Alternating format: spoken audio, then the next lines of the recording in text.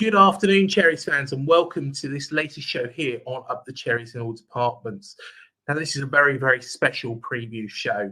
But before we get into that, of course, we are playing Liverpool on Sunday in the Premier League, a side managed by Jurgen Klopp, a side who have got a number of players out injured, and also at the African Cup of Nations. Is this the best time to play Liverpool? Well, let's find out. So, as I say, I've got a very special guest, and that special guest was member of the band The Farm. They released a number of hit singles, are still doing festivals around the UK, and do have a new song coming out very, very soon. It is a pleasure to welcome on to Up the Cherries in all departments, The Farm frontman, Peter Hooton. Welcome to the show, Peter. How are you doing? I'm okay, thanks, yeah. Got the January blues. But, Yes. That's due to lack of football, probably, you know. I know, it's been crazy. We've not had a game for a couple of weeks now since we beat QPR in the FA Cup. And it's just strange, isn't it? Because normally January, in other seasons, has been quite a busy period. But because of the African Cup of Nations, which I'm sure we'll come on to, it's been a little bit quieter. But thank you so much for joining us on this show, Peter. And it'll be great to speak to you about The Farm, one of my favourite bands back in the day. So let's start off from the very beginning. And firstly, a Liverpool question. Yeah. But what were your earliest memories of supporting the club? Probably going to my granddad's, who used to live more or less opposite the ground, you know. And my dad was brought up there. So when we were visiting there, I just remember crowds and I always distinctly remember, and it was only a few hundred yards from the ground, but it wasn't restricted parking then. So my nan had put out like a set of ladders where my dad's parking space was for the match, you know. And I remember that, and if anyone tried to park there, there was all hell let loose, you know. But, obviously all that area now is all restricted parking, Yes. Parking permits. But so that would be going back to the 60s, really, when I was growing up. And I always remember going down from me nan's house to the main road to meet my dad coming back from the match, and thousands of people passing me, and I must have only been about 4 or 5. You'd never let 4 or 5-year-old out nowadays, would you? No. Crowds like that, but that seems to happen in those days, But so they were my earliest memories, yeah. But one question I did want to ask you, if you don't mind answering it, is one of the darkest days for Liverpool and the whole of football. Was in 1989, where 97 Liverpool fans passed away at Hillsborough. You've been forefront of the campaign for proper justice for all the victims. If you don't mind me asking, what were your memories, firstly, of that day? Do you feel that we're finally seeing justice, and how much more needs to be done for the families? It's a massive question, and it's really. It took me 10 years to talk about Hillsborough because of what I witnessed on the day. It just triggered, emotion. I couldn't, deal with it. And I wrote something for The Guardian, and that sort of like was, me getting it all out, really. But it changed football. The reason the Premier League is today is because of Hillsborough. Now, you got to remember that, football fans, as I was saying before, were treated like cattle in those days. They had fences up. Everything was about prevention. It wasn't about anything else. It was about prevention. Prevent them doing this, prevent them doing that. That day was particularly chaotic. Now, obviously, I've been to lots of football matches and I'm seeing large crowds outside football grounds. But for some reason, there seemed to be a lack of organisation that day. I mean, we'd had the same fixture the year before. Notts Forest versus Liverpool. We had the small end of Leppings Lane, Forest had the Kop, the big end, Yeah. And it happened again. And people going, oh, no, we've got the small end again, and people realise Liverpool's got much bigger support than Forest, but we couldn't comprehend it. But it was down to police recommendations because of motorway traffic. But, we all come across the Snake Pass in cars, me and my friends, and the first end you come to is the Kop. So anyway, we got to the ground, and I didn't want to go into the melee because I thought, I just don't like, I'm not comfortable in it, but it got to about 10-3 maybe, so I thought I better try and get in, and it was chaos. There was no queuing system, and you've seen that footage of the crowds outside. And how and why it broke down is another theory. Somebody had been taken off the job, Chief Superintendent Mole, being disciplined a few weeks before, and he'd been in charge of the game the year before. He was experienced. Duckenfield had been promoted over other people's heads, and he was top. He was bitten fast tracked by the top brass to be, to be the main man in South Yorkshire, so there's all sorts of theories, about what happened. Well, I mean, my general, from what evidence I've gathered over the years, is that people who didn't like Duckenfield, which was most South Yorkshire police on the ground, just folded their arms and said, he'll never do another match again. And there's all sorts of reports about Duckenfield looking for what do we do now? What do we do now? And everyone was like sitting on their hands, waiting for him, not expecting people to die, of course. One thing is, everybody knew that was a terrible end. Every football fan was uncomfortable in that end because it was too packed usually, even at the capacity that they said, which was the Green Book, the Green Guide, the capacity, was wrong anyway. It was, what the capacity they had, it should have been less, and they had a slope in the tunnel to the terracing. That was because of Ibrox, because they thought the only time people will die when they're going out. So they had the slope going onto the terracing. So when people were going out, but obviously these all contributed to. So when he opened the gates, Duckenfield, nobody had shut the middle gate. So people just headed towards the tunnel, which was to a death trap, And I was in the stands that day. And when I got in, we were pleading with the police, you've got to open the gates, someone's going to die outside, because they just, as far as we were concerned, they just, they've just decided he'll never do another match again. I know that's, you'll never ever prove that. But Channel 4 did a news report just after the inquest in 2016. Yeah. And it was Alex Thompson. And it's hard to find it, but you can get it. And he went to interview Mole's second in command, who'd been taken off duties as well.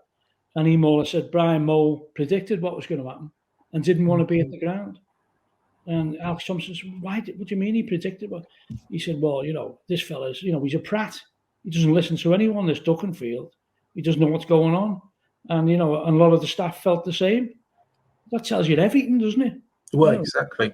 That tells you everything. That the Hamerton Road, it was, the local police station, they were all loyal to Brian Mole. They wanted him back.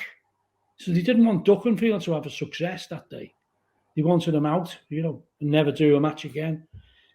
You'd never ever prove that, because but that's what I think in reality is what happened, Otherwise, it couldn't have been that chaotic, that someone opens a gate and lets 2,000 people go in and go into an already overpacked central pens when the side pens were empty.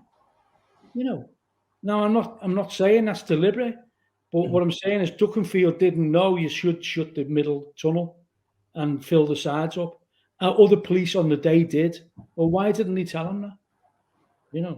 So I think, for me, justice was the inquests, because it proved in the longest inquest in British history that, who was to blame.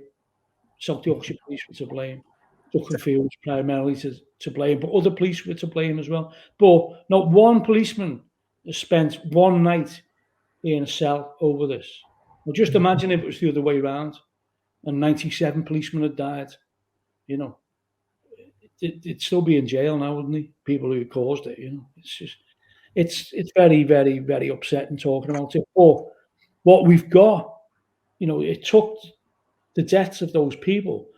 And you see the Premier League now and how safe it is and all sorts of stadium. And I mean, I agree with safe standing. It is safe standing, you know. You know, but unfortunately, it was because of that tragedy, you know. And I can talk about it now. I still get upset sometimes when I see images, but I don't think, you know, obviously, I think you'd have to talk to the families whether they think justice. I don't think many of them do.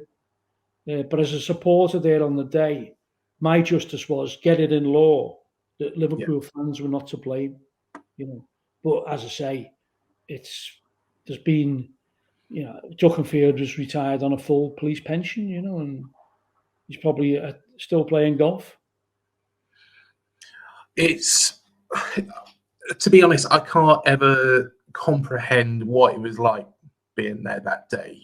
You know, seen the pictures on TV, the lies that, of course, come out afterwards. You know, I don't even want to mention, you know, the particular paper on the show. This article I wrote was called Heroes, because on that day, Liverpool fans they were unbelievable. Yeah. And I was in the stands, so I wasn't one of them. I did go onto the pitch and I asked the line of police, you know, why can't you give first aid? And they said, we're waiting for instructions. They couldn't break ranks. They were there to stop a pitch invasion, you know, because that's what Duckenfield told people was happening, you know. But people were given CPR, and they were the ingenuity getting the advertising hoardings, and in the end, the Forest fans in the Kop, after saying, you know, you Scouts bastards, and singing it, thinking it was a pitch invasion, they were all clapping. The whole end was clapping because Liverpool fans initiated the rescue operation. It was as simple as that. That's what's so upsetting about certain newspapers' depiction of it, you know. Yeah, definitely. And it's one of those things that, you know, should never have happened. Hopefully will never, ever happen again. But why it's happened, I'm completely in agreement with you. It was the police, you know, that managed it terribly. Yeah. And if it wasn't... Justice Taylor in August 1989 came to that conclusion within a few months. But, you know, then the narrative from newspapers and various, you know, politicians, you know, kept on the lies going, you know, and it was very difficult. But that's why I say the inquest was so important, because a jury had nearly, you know, 18 months of evidence and everything. They picked out every person in the crowd, what time they came into the ground, where they were when they were crushed to death, and they picked out everyone. You know, and it wasn't, you know, all this stuff about ticketless fans. And that. On the day, there wasn't that much demand for tickets because it was exactly the same match as the year before. Yeah, I know some of the touts, and they were saying it's on the floor, like no one's in. You know, they couldn't get the. So all this idea, and they actually pinpointed everyone in that end, and the capacity of the Leppins Lane was 10,100. And every count that they did on the turnstiles and also on photographic evidence counting each head was less than capacity. The problem was most of them were in the middle pens. Yeah. And like I say, you know, I've been to Hillsborough. You know, of course, it's completely different because it's all seating now, but it's still that very, very narrow entrance. Yeah. You know, and personally, I still think to this day that the stadium needs changing. Yeah. To this day, because that entrance is not safe. No. But if you imagine, I can't imagine, to be honest, what happened that day. And, hopefully, fingers crossed, justice will be served properly for all those people that lost their lives. I know so much has been done, but my opinion is so much more, could be done to help those families, because you can't bring those people back. Genuine football fans think, you've got to ignore the idiots on Twitter. Genuine football fans, all across the country know how football fans were treated in them days, And so people even pleading, let me out the pen, getting pushed back, it was like horrendous, horrendous. But anyway. Well, what we'll do is we'll move on to this weekend's game. And of course, Liverpool are sitting pretty at the top of the Premier League at the moment, and doing very, very well. I think there is some... After last season, it's a big surprise to everyone. Well, you know what? I actually predicted at the start of this season that I think Liverpool was going to be very close to the title. But, did I expect Liverpool to be in the lead at this time? I probably expected Manchester City probably to run away with it, as you can expect. But Jurgen Klopp has completely turned it around. And, is an absolutely fantastic manager. But this is a month that I've kind of pinpointed that Liverpool might struggle in because of the African Cup of Nations. How much of a loss do you think the players going to AFCON is? Yeah, it's a massive loss. When you lose your best player, like your most potent striker, it's a big loss. But I'm hoping other players who are underperformed, like Nunez, will come to the fore now. And Diaz has played last couple of games. He's done a lot better.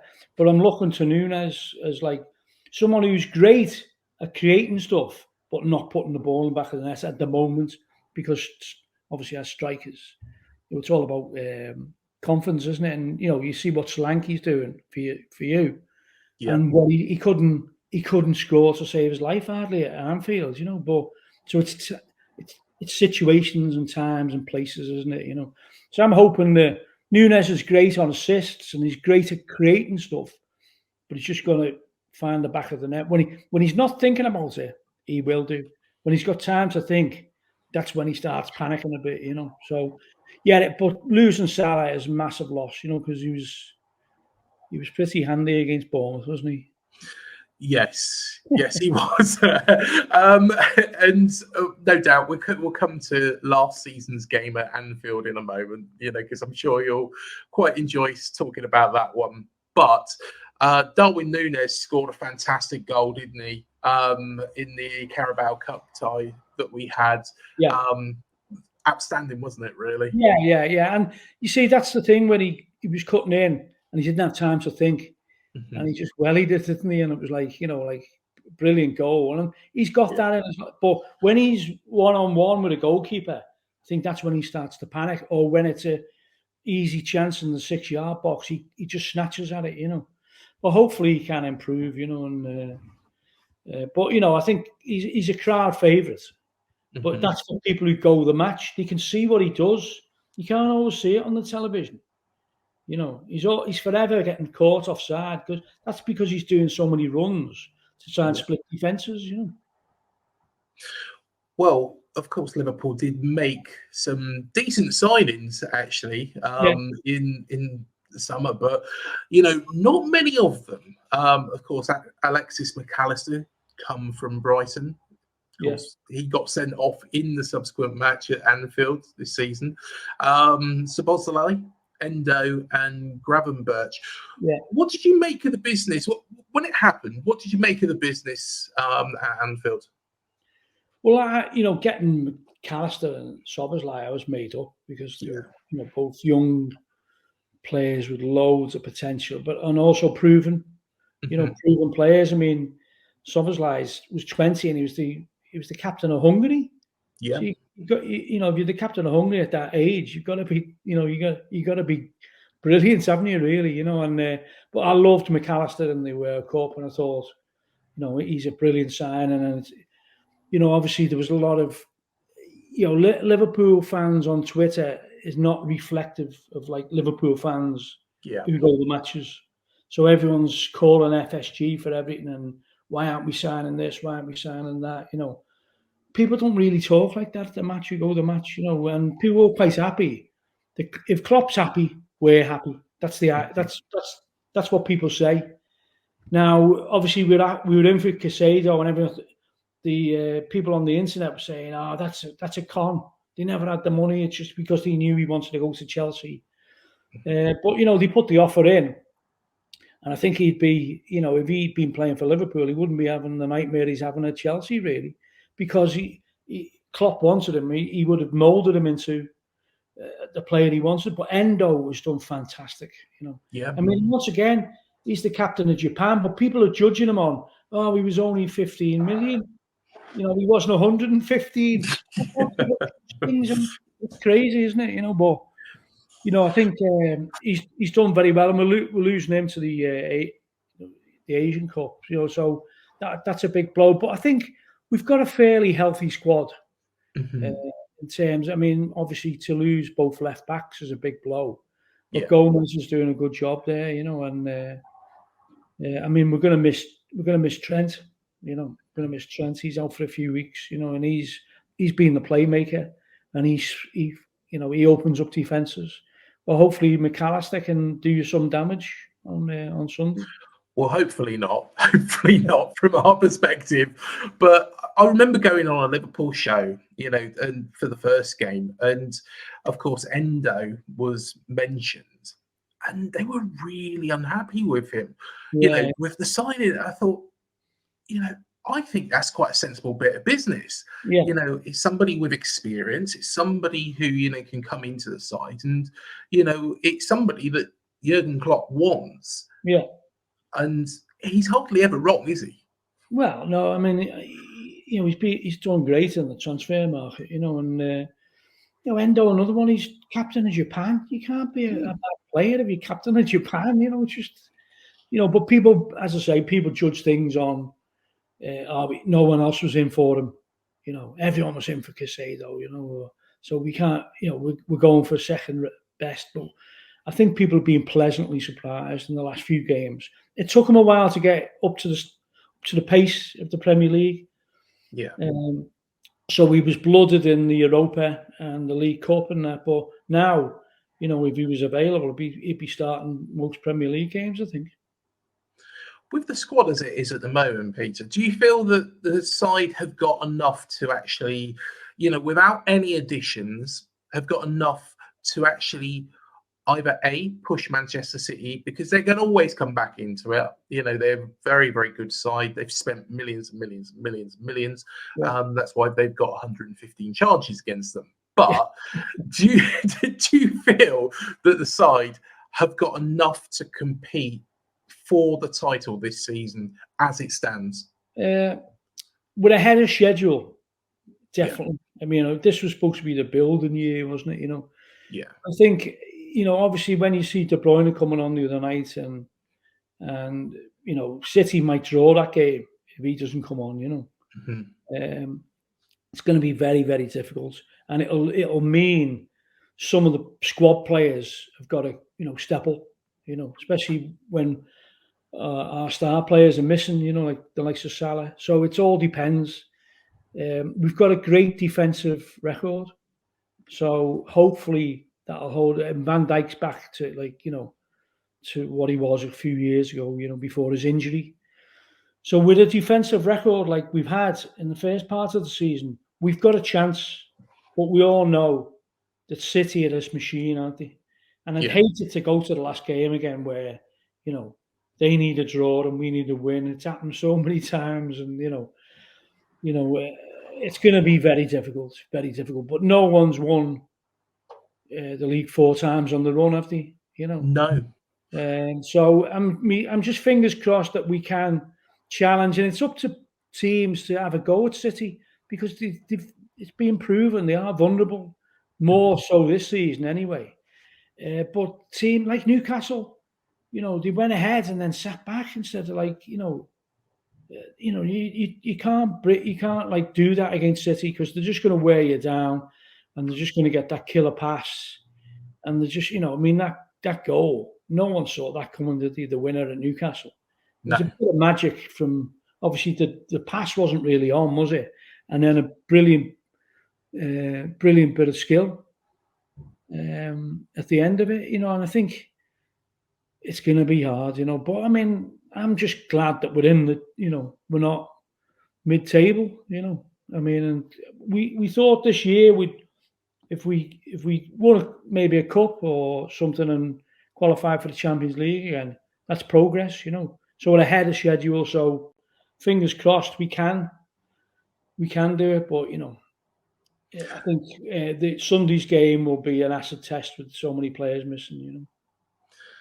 To be honest, I'm optimistic for Liverpool because I'm just, having a look at, the teams that you've beaten this season and the teams that you failed to beat. Yeah. Apart from Brighton, and really they are a very, very good side, Brighton, and Luton, everybody else that you haven't got 3 points against are in the top, the top 6 teams. Yeah. It's the top 6 teams, really. The likes of Chelsea, Manchester City, of course, a very, very good 1-1 draw at the Etihad. Yeah.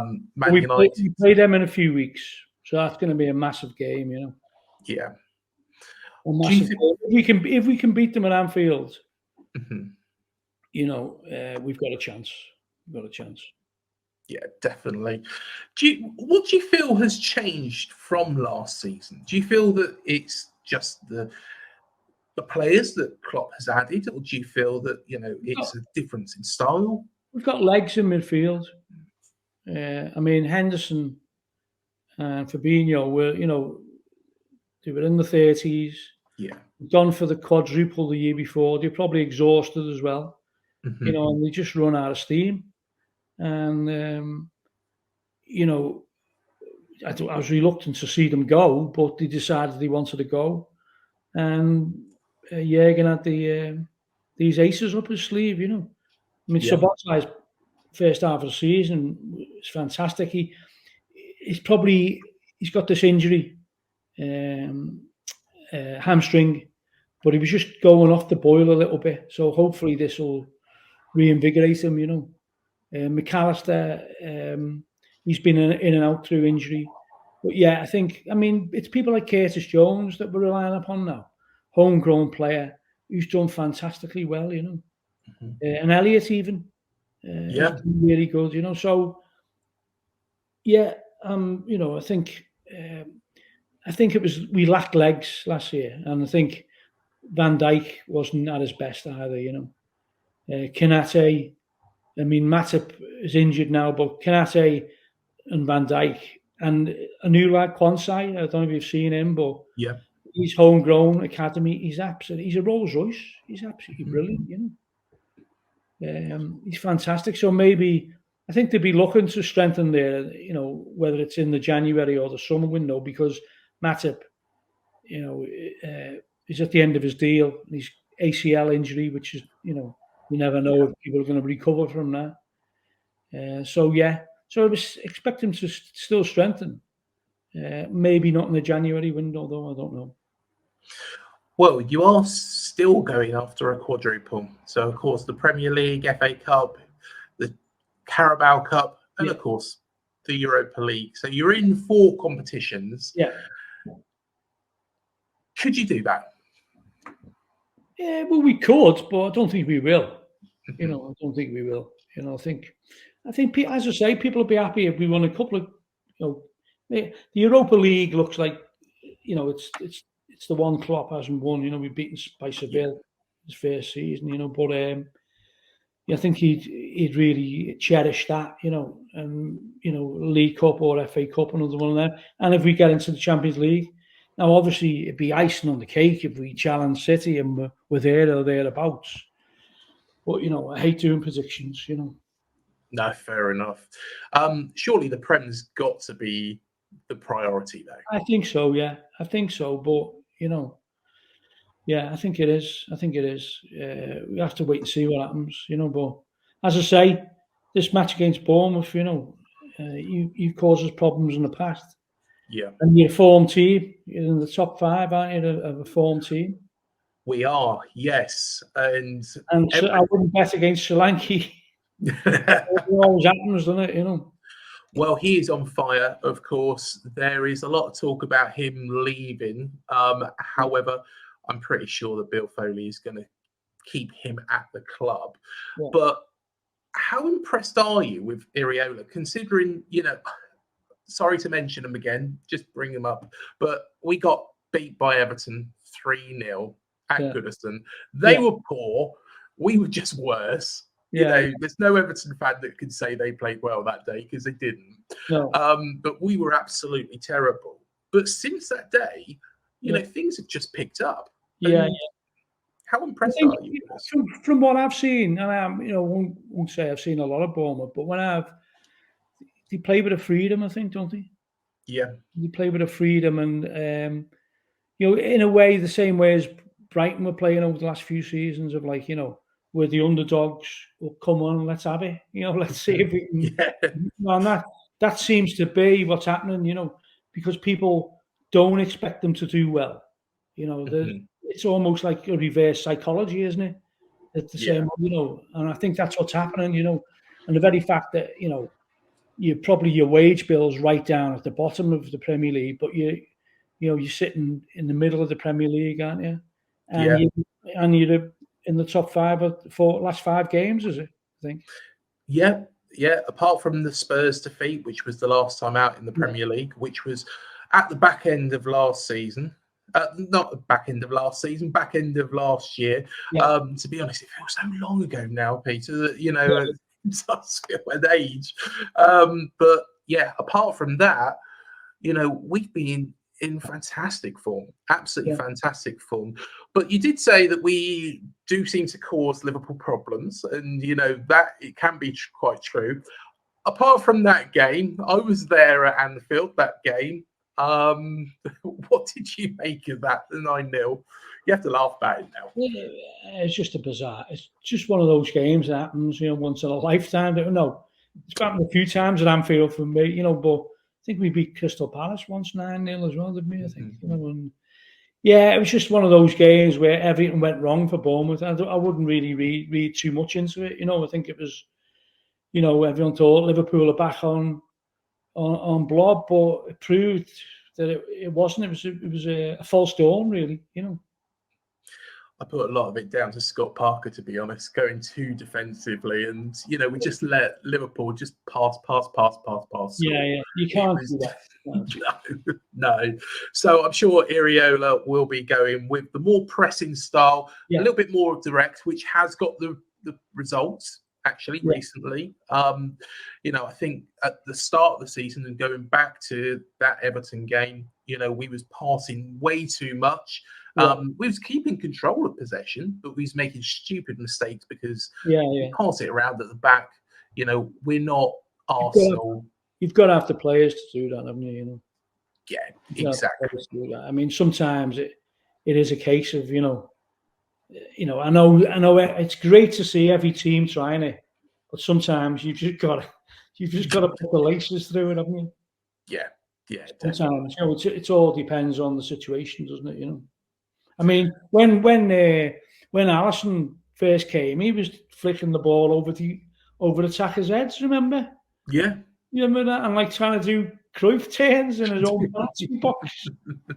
I think he's learned from that. Yeah, definitely. Well, I know you said you don't like to make predictions, but I ask every special guest that comes on this show to make a prediction about this game. Go on, Peter. What do you reckon? I'll go for 2-1 to Liverpool.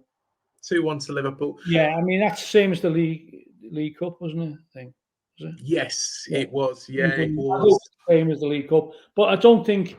I think Bournemouth will score. I think you will. I thought we played well in that League Cup game. Yeah. The weather was atrocious, mind, but you know, it was really, really bad weather that day. But I did say, you know, at the start of this week, I think we might be able to get a result. I did say 2-1.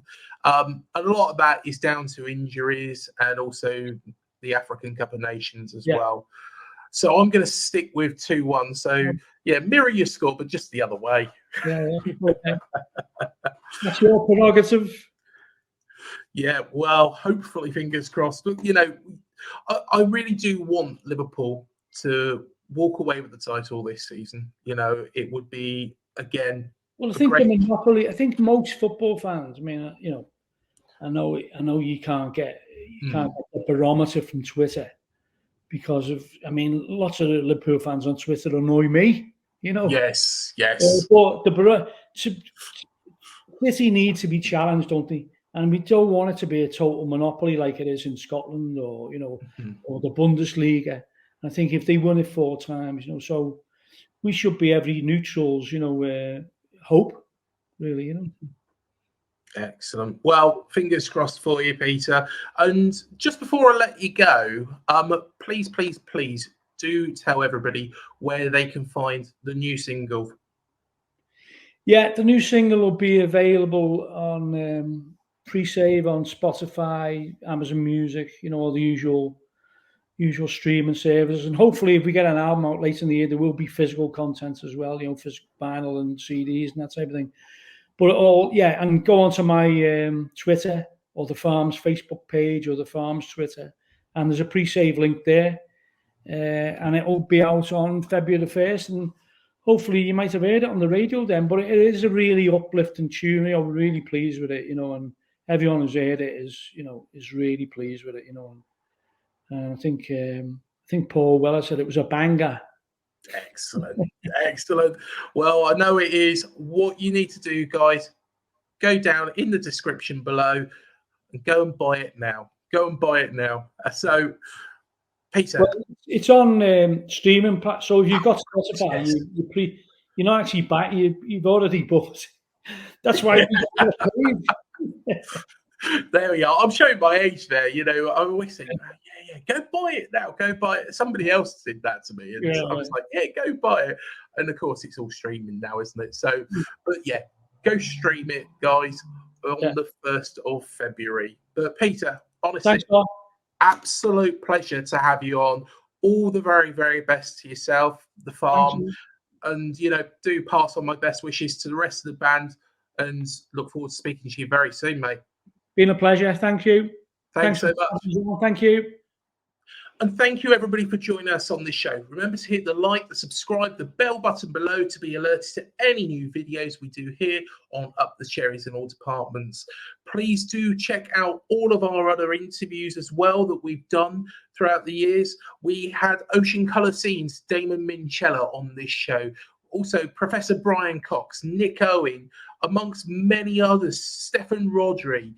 So do check out all of those. The games might have been played, but the interview still remains. So do go listen to them. But until the next video, Up the Cherries. We'll see you in the next one. And let's hope for 3 points on Sunday.